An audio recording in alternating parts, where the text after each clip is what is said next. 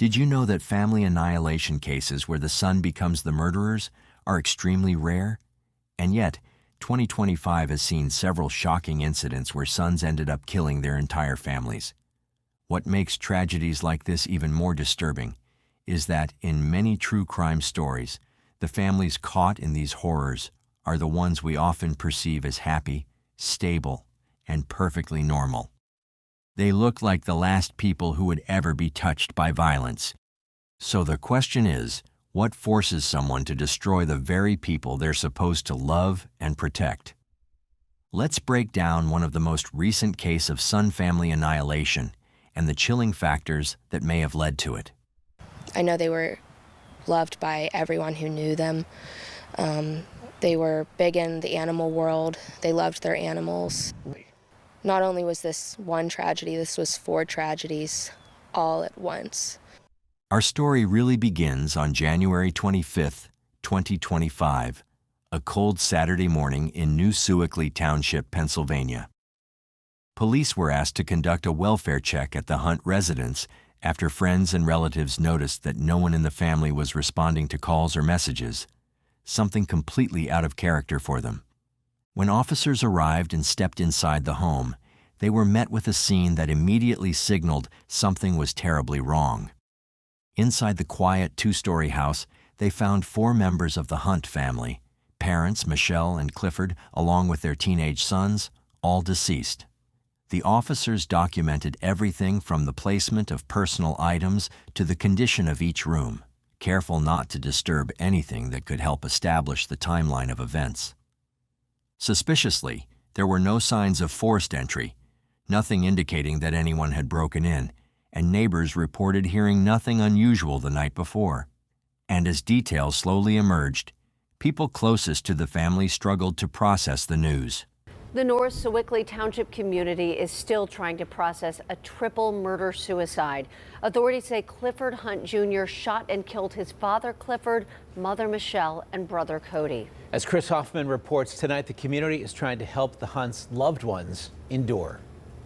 As mentioned, the Hunts had always been seen as a warm, tight-knit household, active in their community and deeply involved in their sons' school lives. Michelle often posted photos online, family outings, pets playing in the yard, proud mom moments from school events.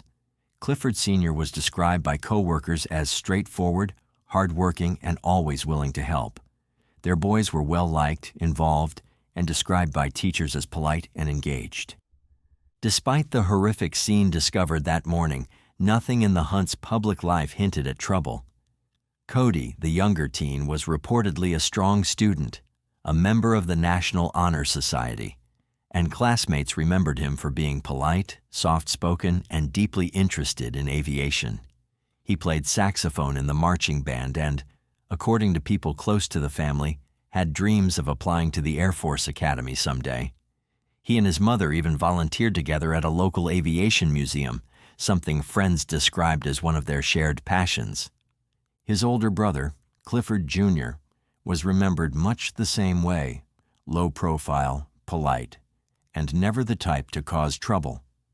People who knew the family said the boys grew up with structure, school, chores, pets to look after, and a household that seemed calm from the outside.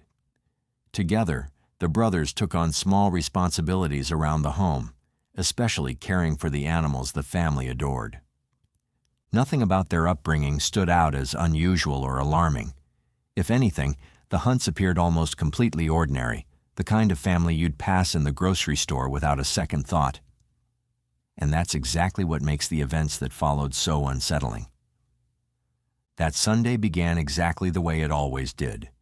A receipt printed at 8:43 in the morning showed Clifford Hunt, Sr., buying 50 pounds of grain feed, just as he had done for years. Surveillance footage captured him loading the heavy bags into his truck with the same calm, steady rhythm. Michelle had texted him earlier, reminding him to pick up extra because the family was expecting new ducks. They already kept chickens, geese, and turkeys scattered around their small property, and the new arrivals were something Michelle had been excited about all week. Neighbors later told investigators they saw Clifford out in the yard shortly after 9, tending to the animals like he did every morning. The birds were calm, the pens looked undisturbed, and nothing about the picture suggested a family on the verge of tragedy. Around mid-morning, Michelle messaged her friend Autumn about the ducks again, laughing about how the geese were already peeking through the fencing to inspect the newcomers. Her post from 2 days earlier on the Air Heritage Aviation Museum page showed the same energy. She talked proudly about Cody earning his pilot's license and mentioned how excited they both were to give tours at the upcoming air show. Also, Cody's last known movements at school painted a similar picture. Footage from Friday afternoon showed him leaving the band room with his saxophone, chatting briefly with classmates. He had just earned first chair in the wind ensemble and had met with his guidance counselor to prepare for his application to the United States Air Force Academy. Hours later, he texted a friend about finally understanding derivatives for an upcoming calculus test. Just a regular conversation between students, with no hint of fear or tension. His older brother, Clifford Jr., had walked those same halls the year before. Though quieter and more reserved than Cody, teachers remembered him as bright, polite, and steady.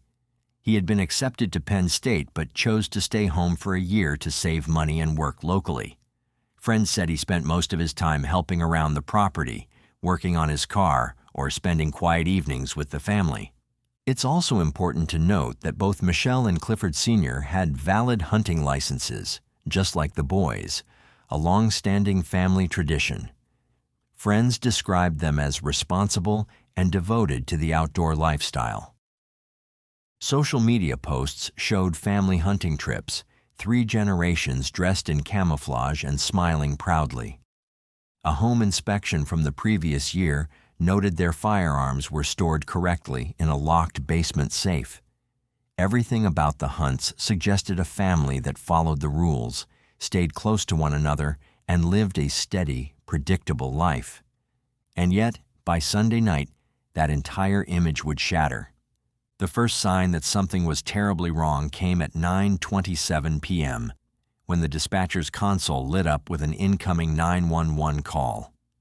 Investigators later confirmed that the faint, broken voice on the line belonged to 16-year-old Cody Hunt. His words were barely formed, strained, trembling, and almost swallowed by the panic around him. "Help. Please. Shot." He fought to say the address clearly enough for the dispatcher to understand. The audio itself is extremely disturbing and heartbreaking to hear, so we decided not to include it here. The dispatcher tried to keep him speaking, asking how many people were injured. After a long pause, Cody managed to whisper so soft it was nearly lost in the recording. "Everyone. Whole family." At 9:38 p.m., Chief Jeff Bexay arrived at the Hunts' home with backup seconds behind him. His body camera footage, later reviewed as part of the investigation, showed him stepping out of his cruiser, weapon drawn, calling into the house for any response. Silence. The front door was cracked open, as if someone had tried to leave or call for help and never made it further. When Chief Bexay pushed it open, his flashlight cut through the darkness and immediately revealed a motionless figure on the floor. A few steps in, the full scene came into view. Multiple victims, visible gunshot wounds, weapons lying in separate areas of the home, and blood evidence that made it clear the violence unfolded rapidly. Both parents were already gone. The 2 boys were still alive, but only barely. Paramedics entered once the scene was secured. Cody and his older brother, 19-year-old Clifford Jr., were found with critical head injuries. Flight crews were alerted immediately, and logs show helicopters departing the area at 10:12 p.m. and arriving at UPMC Presbyterian at 10:31 p.m. Hours later, District Attorney Nate Bible delivered the first official update. Based on medical findings and the placement of the weapons, early indicators suggested that the older son may have been the last person alive before police entered. Investigators were careful to stress that the full timeline would require extensive forensic work. Back at the Hunt residence, detectives began piecing together the timeline. One of the first things noted was how ordinary everything had been just hours earlier. Fresh feed bags still sat unopened near the barn. Michelle's phone was on the kitchen counter with her message thread open, the one where she'd told her friend she was excited about the new ducks. Clifford Sr.'s truck keys were in their usual bowl by the door. A to-do list on the fridge still had Monday's tasks written neatly in Michelle's handwriting. Nothing about the home suggested tension, a fight, or even a raised voice from earlier that day. The official documents record Cody Hunt's time of death as 11:43 p.m. Sunday night, just over an hour after arriving at the trauma center. The attending trauma surgeon's report, filed at 12:17 a.m. Monday morning, detailed the extraordinary efforts made to save the 16-year-old's life. Despite emergency craniotomy surgery and aggressive intervention protocols, the extent of his head trauma proved insurmountable. Dr. Sarah Martinez, the lead trauma surgeon, noted in her official report, patient demonstrated remarkable vital signs persistence given injury severity. The fact that this young man managed to place a coherent 911 call with these injuries represents an extraordinary act of determination. Her notes emphasize that Cody's actions, maintaining consciousness long enough to provide their address and basic information to dispatchers, had been nothing short of heroic. The medical timeline showed Cody arrived at 10:31 p.m. via life flight, was rushed directly to operating room 3, and underwent immediate surgical intervention at 10:39 p.m. Neurosurgeon Dr. James Chen's operative notes described attempting to relieve intracranial pressure and control hemorrhaging for over an hour. At 11:43 p.m., despite all efforts, cardiac arrest occurred. Resuscitation attempts continued for 12 additional minutes before time of death was officially called at 11:55 p.m., though the legal declaration referenced 11:43 p.m. as the moment of cardiac cessation. Clifford Jr. survived longer, remaining on advanced life support systems until Monday at 4:17 a.m. The medical team's extensive notes indicate multiple attempts at stabilization through the night. Dr. Martinez documented consulting with 3 separate neurology specialists via telemedicine, seeking any possible intervention that might improve his prognosis. Each consultation reached the same conclusion: his injuries were incompatible with meaningful recovery. The neurological testing results, completed at 2:45 a.m. Monday, showed no detectable brain activity across multiple examinations. The electroencephalogram readings were flat. Pupillary response was absent. Brainstem reflexes showed no function. The decision to remove life support came after extensive consultation with the hospital's ethics committee and attempts to reach extended family members who might provide guidance on the 19-year-old's wishes. These medical records presented investigators with a crucial paradox that would haunt the case. If Clifford Jr. was indeed the perpetrator, as preliminary evidence suggested, his survival for those additional 5 hours meant he could have potentially provided answers. But his injuries prevented any possibility of communication from the moment he arrived. He never regained consciousness, never responded to stimuli, taking any explanation for that Sunday night's events with him. The attending physician's trajectory analysis report, completed by Dr. Chen and forensic pathologist Dr. Robert Williams, noted something significant. The angle and powder residue patterns of Clifford Jr.'s wound were consistent with self-infliction, specifically what forensic experts term a contact wound. Meanwhile, Cody's injury pattern, including the absence of close-range powder burns and the wound angle, suggested he was shot by another party from a distance of at least 3 feet. This medical assessment aligned with the investigators' developing theory, but couldn't definitively prove sequence or intent. The toxicology reports, expedited due to the case's nature, came back Monday afternoon showing no evidence of alcohol, illegal drugs, or suspicious pharmaceutical substances in any family member's system. Clifford Jr.'s blood showed only trace amounts of caffeine. No antidepressants, no anti-anxiety medications, no substances that might explain a sudden break with reality. What remained unexplained? Why a 19-year-old with no documented history of violence, mental health treatment, professional intervention, or family conflict would commit such an act? What's really heartbreaking about this is the fact that Cody's phone showed intense activity beginning at 9:25 p.m. 5 failed attempts to call 911 logged in just 2 minutes. The call failures were likely due to his injuries affecting his ability to properly dial the 3 digits. His determination to get help, despite critical wounds, showed in the phone's motion sensors. The device repeatedly dropped and was picked up again. He finally succeeded in connecting at 9:27 p.m. That 2-minute call, though difficult for dispatchers to understand, provided the only reason emergency services arrived when they did. Between 9:20 p.m. and 9:25 p.m., Cody's phone showed he'd tried to text 3 contacts, his girlfriend, his best friend, and his uncle, but none of these messages were successfully composed or sent. The phone's screen had blood evidence that would later match Cody's DNA, suggesting he was already injured while attempting to communicate. Clifford Jr.'s phone told a dramatically different story. No outgoing calls or texts after 7 p.m. Sunday. His search history from earlier that day showed nothing concerning. Weather reports for flying conditions at 6 p.m., Pittsburgh Steelers score updates at 5:30 p.m., a recipe for grilled chicken marinade at 4 p.m. His last social media activity was liking a friend's photo at 6:45 p.m., a picture from a colleague's birthday party he hadn't attended.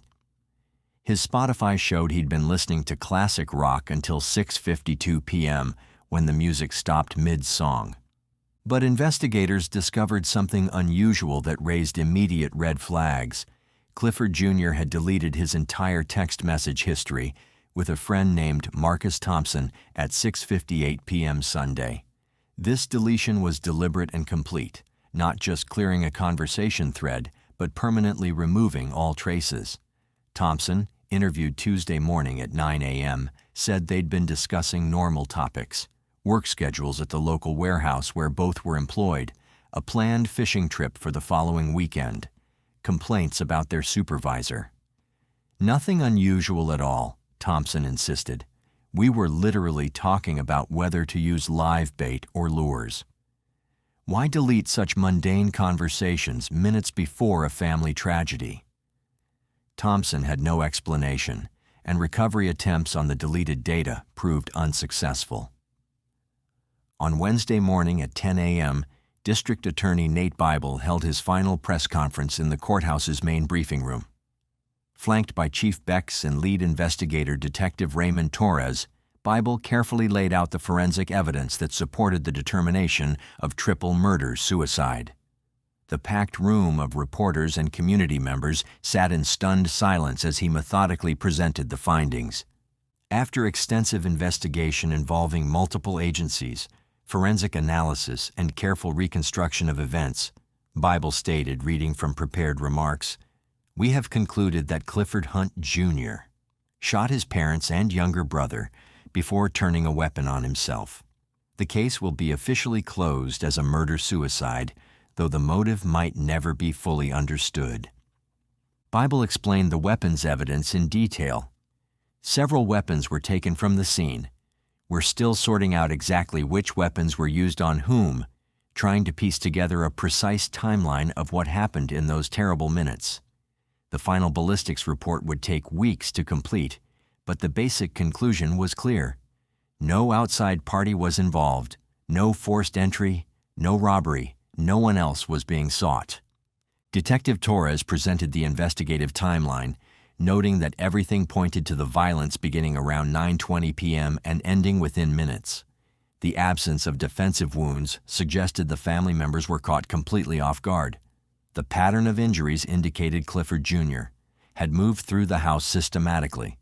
The gun safe in the basement had been opened with its combination, known to all family members rather than forced.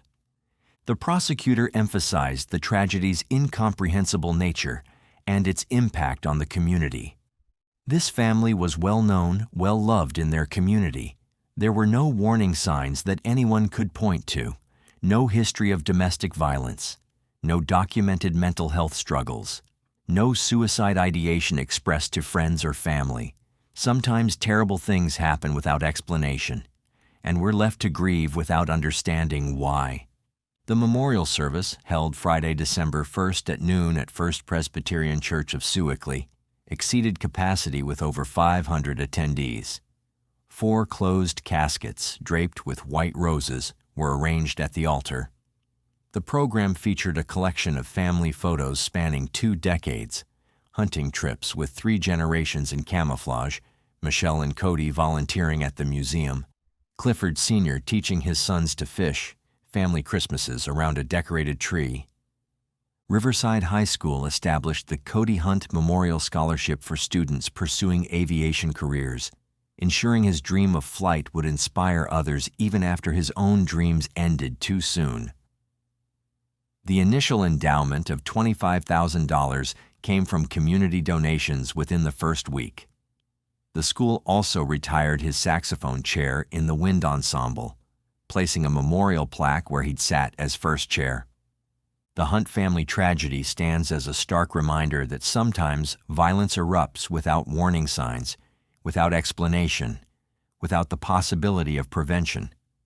Sadly, this isn't the first time a son has wiped out his entire family.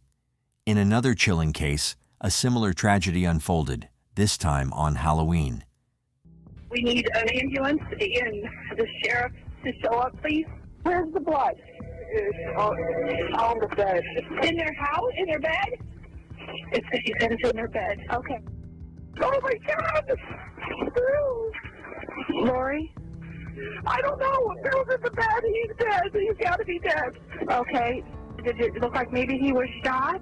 Oh, he's either shot or stabbed or something. This chilling 911 call went down on Halloween Day 2010. 3 people were found brutally murdered inside their own home. And at first, the person who discovered them thought it was just some kind of Halloween prank, until reality hit hard. This case is disturbing on so many levels, so fair warning. Viewer discretion is advised. We'll be talking about mental health, SA, and self-harm. And honestly, if you're watching this on Halloween night, you picked the perfect case to send chills down your spine.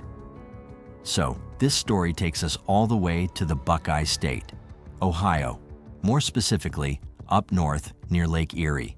Now, if you've never been there, Lake Erie isn't your average lake. It's massive, big enough that its waters touch 4 U.S. states and even stretch up to Canada. To get there, we have to head down Route 2, a long, mostly empty road in the small town of Martin. And that's where the Liska family home stood, surrounded by 100 acres of land, trees, and open fields. Inside that home lived William Billy Liska, his wife Susan, and their 3 sons. Susan had 2 boys, Devin and Derek Griffin, from a previous marriage, and Billy had a son of his own from his first marriage, William Liska Jr., but everyone just called him BJ. Now, BJ wasn't living with them anymore, and there were a lot of reasons why. But before things got dark, the family seemed like they had a good life. They were church-going folks, religious, polite, the kind of people who'd wave when they passed you on the road. The boys sang in the church choir, and on weekends Billy would take them hunting or fishing. They were country people through and through. But like every family, they had secrets, except theirs were a lot darker than anyone realized. You see, while everything looked normal from the outside, there was something deeply wrong happening behind closed doors, and it all centered around BJ. Growing up, BJ wasn't like most kids. He had a bad temper, constantly angry, picking fights, bullying other kids, and getting into trouble. His parents figured he'd grow out of it, that it was just a phase. But as the years went on, things only got worse. When BJ was around 15, his dad, Billy, met Susan, who worked as an office manager at the same company he did. They hit it off pretty quickly and got married in 2001. It should have been a happy ending for them, but it wasn't, at least not for BJ. He absolutely hated his stepmom. He didn't want her around, didn't want her telling him what to do, and he made that crystal clear. In 2002, things reached a breaking point when Billy had to call the police after BJ threatened to hurt himself. That's when his behavior really started to spiral. His anger became more violent, and his outbursts started to scare everyone around him. By 2004, he'd crossed a line. During one fight, 17-year-old BJ hit Susan hard in the chest, hard enough for it to be labeled a felony assault. Just 2 months later, another argument turned violent. He hit her again, this time with a coffee mug, then stole her car and took off. Susan pressed charges, but BJ never went to trial. Instead, doctors ruled him mentally unfit and diagnosed him with schizoaffective disorder, a mix of schizophrenia and mood swings. Because of that, he was placed in a group home for mental health patients near Lake Erie. Now, you'd think that might have been the start of his recovery, but it wasn't. Even while in treatment, BJ kept getting in trouble. He was arrested multiple times during his stay, and his behavior didn't really improve. His dad, Billy, though, he never gave up on him. No matter how bad things got, he still visited his son and tried to help him. Eventually, BJ came back home, but things didn't get better. The tension in the house grew worse. Then, one morning in the fall of 2004, everything exploded. While Susan was in the shower, BJ tried to attack her. She managed to fight him off, but it left her completely traumatized. That same night, Billy kicked his son out of the house for good. From that point on, BJ was on his own. Over the next few years, he'd bounce between places, sometimes at a halfway house, sometimes staying with his dad for short visits. Billy even filed for legal guardianship to try to help him get consistent treatment. In one report, Billy wrote, "When William takes his meds, he's good. But once he stops, he starts drinking, smoking weed, and everything falls apart." So that's how things stood for the Liska family, chaotic but holding on. BJ was around, but he wasn't stable. And to make things worse, neighbors started noticing strange things happening, like pets disappearing or turning up hurt. Many quietly suspected BJ, though no one could ever prove it. To give Susan a break, Billy would often take BJ out to their hunting cabin in Carroll County, a few hours southeast of home. There, they'd hunt deer, talk, and try to reconnect. Billy really wanted to believe he could fix his son, but behind all those attempts, BJ's mental state was slipping further away. And then came Halloween morning, 2010. The air was cold, 44 degrees Fahrenheit, or around 7 degrees Celsius. Most of Ohio was busy carving pumpkins or getting candy ready for trick-or-treaters. But inside the Liska home, something horrifying had already taken place. That morning, 16-year-old Devin Griffin, Susan's youngest son, came home after spending the night at his dad's house. He got ready for church, changed clothes, and briefly ran into BJ, which was odd because BJ didn't usually stay over. BJ seemed unusually chatty, asking where Devin was going and how long he'd be gone. Devin thought it was weird, but brushed it off and left for church to sing with the choir. When he came back that afternoon, the house was still quiet. He didn't see anyone around, so he went upstairs to play video games. Hours passed, and the silence started to feel heavy. When he finally went downstairs to get a drink, he noticed something strange. The house was still very quiet. He went to check his parents' room and saw them still in bed. His mom's foot was sticking out from under the blanket. At first, he thought they were just sleeping, but when he pulled the blanket back, he saw the blood. So much blood. For a second, he thought it had to be a Halloween prank. They loved decorating after all, but it wasn't. The smell of blood, the stillness, it hit him. His mom was gone. Devin ran out of the house terrified and called his aunt, Lori, who then called 911 and rushed over. We need an ambulance and the sheriff to show up, please. Where's the blood? It's on the bed. In their house? In their bed? She said it's in their bed. Okay. Oh my God! Lori? I don't know. Bill's in the bed. He's dead. He's got to be dead. Okay. Did it look like maybe he was shot? Oh, he's either shot or stabbed or something. When police arrived, they uncovered a horrifying scene. Billy and Susan had both been shot in their bed. Billy was shot 5 times in the face, still lying the same way he'd fallen asleep. Susan had been shot 3 times and was found under the covers. Forensics would later confirm she'd been assaulted after she died, which was a very disturbing detail to the case. Upstairs, they found Derek, still in his bed, curled up in a fetal position. He had been beaten to death with a hammer. Investigators later confirmed that the bloody hammer found in the house matched his wounds. From the looks of it, the family had been murdered one by one while they slept. First Derek, then Billy, and finally Susan. Neighbors said they heard gunshots around 6:30 that morning, but thought it was just hunters.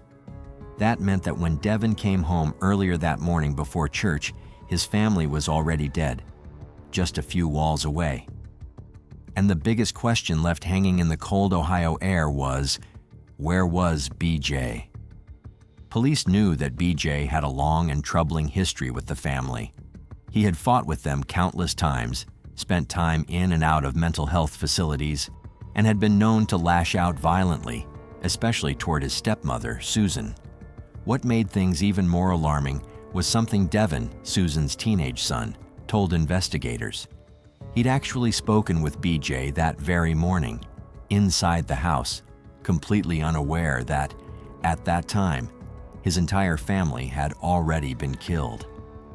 That conversation became one of the most haunting parts of the case. Devin remembered how unusually cheerful BJ seemed, talkative, even friendly, which wasn't like him at all. It didn't make sense at the time, but looking back, investigators believed that exchange happened because he was happy about the murders. As the details came together, the evidence started forming a dark picture. In her frantic 911 call, Lori, Susan's sister, had already told dispatchers that she believed William was involved.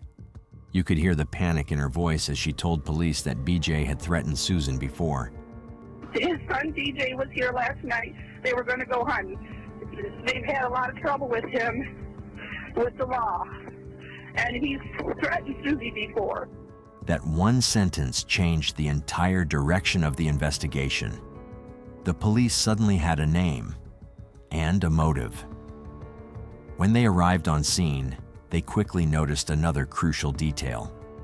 The family's Ford F-150 pickup truck was missing. That meant someone had left in a hurry, and the most obvious person who might have taken it was the same person who disappeared, William B.J. Liska. Now, with a missing car, a missing brother, and a documented history of violence and mental instability, police made BJ their primary suspect. They immediately launched a manhunt across northern Ohio, and it didn't take long to find him. Just 2 days later, not even 48 hours after the murders, police located BJ about 170 miles away at the Liska family's cabin in Carroll County. Ironically, it was the same cabin he and his father had visited together less than 2 days before the murders, their supposed bonding spot, the place Billy had taken his son to get him away from trouble. Before the arrest, surveillance footage from a Subway restaurant caught BJ on camera. He looked calm, collected, ordering a sandwich like nothing had happened. He wasn't hiding or running. He looked like a man just going about his day. But by the time deputies finally found him sitting on the porch of that quiet cabin, cigarette in hand, sandwich still wrapped beside him, they knew exactly who they were dealing with. He didn't resist. He didn't try to flee. He just sat there, silent, cold, and eerily calm. BJ was arrested on the spot. At first, authorities charged him with 1 count of murder, which was enough to hold him legally until they could gather all the evidence and present it to a grand jury. Over the next few weeks, investigators pieced together the full scope of what had happened inside that farmhouse in Martin, Ohio. The evidence, the blood, the weapon, the timeline, all pointed straight to BJ. By November of 2010, the case officially went before the court. That's when prosecutors dropped the hammer. Not 1, but 6 counts of aggravated murder, 1 for each victim and each possible legal circumstance that applied. BJ pleaded not guilty to all charges. The courtroom was packed that day. Journalists, locals, and family members sat in silence as prosecutors described the brutality of the crime, how the victims were murdered while they slept, how the hammer found near Derek's body matched his injuries perfectly, how the gun used to shoot Billy and Susan had been taken from their own home, There was no break-in, no robbery, just a massacre from within the family. For now, BJ was being held at the Ottawa County Jail, with his bond set at $3 million, a number so high it made sure he wasn't going anywhere. But beyond the legal charges, there was something else looming over the trial, something every Ohioan knew could change everything. The state of Ohio still had the death penalty, and the prosecution was seriously considering pursuing it. That meant BJ was staring down the possibility of being executed for what he'd done. But not long after, there was a major twist. In his pretrial hearing, BJ suddenly changed his plea. Instead of maintaining his innocence, he pleaded guilty to 3 counts of aggravated murder. In exchange, the prosecutors agreed to remove the death penalty from the table. It was a deal. One that would spare his life, but guarantee he'd never walk free again. With that plea, the case came to a close much sooner than expected. When it came time for sentencing, the courtroom was tense. BJ stood before the judge looking pale and expressionless. He offered a short apology, a strange mix of remorse and confusion. He said he was sorry for killing his family, blaming his mental illness, and at one point, even Satan for his actions. His words didn't comfort anyone. They only deepened the sense of tragedy that had already consumed the Liska family. In the end, the judge handed down a sentence that would ensure BJ never left prison alive. 3 consecutive life sentences without the possibility of parole. He was transferred to the Ross Correctional Institution in Chillicothe, Ohio, where he was expected to live out the rest of his life. For a while, things seemed quiet. The case faded from the headlines, and people in Martin tried to move on. But that uneasy silence didn't last forever, because about 5 years later, in March of 2015, the story took one final heartbreaking turn. Inside his cell, guards found William B.J. Liska dead, the result of a self-inflicted wound. He was only 29 years old. Just like that, the man who had destroyed his family ended up destroying himself too. It was as if, in the end, the death penalty had caught up with him in its own twisted way. When you look at this case, it's almost impossible not to wonder, could any of this have been prevented? Because, like so many tragedies involving mental illness, this one had warning signs going back years. Everyone around BJ knew something was wrong. His father, Billy, never gave up on him. He tried again and again to get his son help. Therapy, medication, group homes, supervised care. Every time BJ showed improvement, he'd stop taking his medication, start drinking or using marijuana, and spiral again. Billy loved his son unconditionally, but love wasn't enough. He couldn't save him from himself. That's what makes this story even more devastating.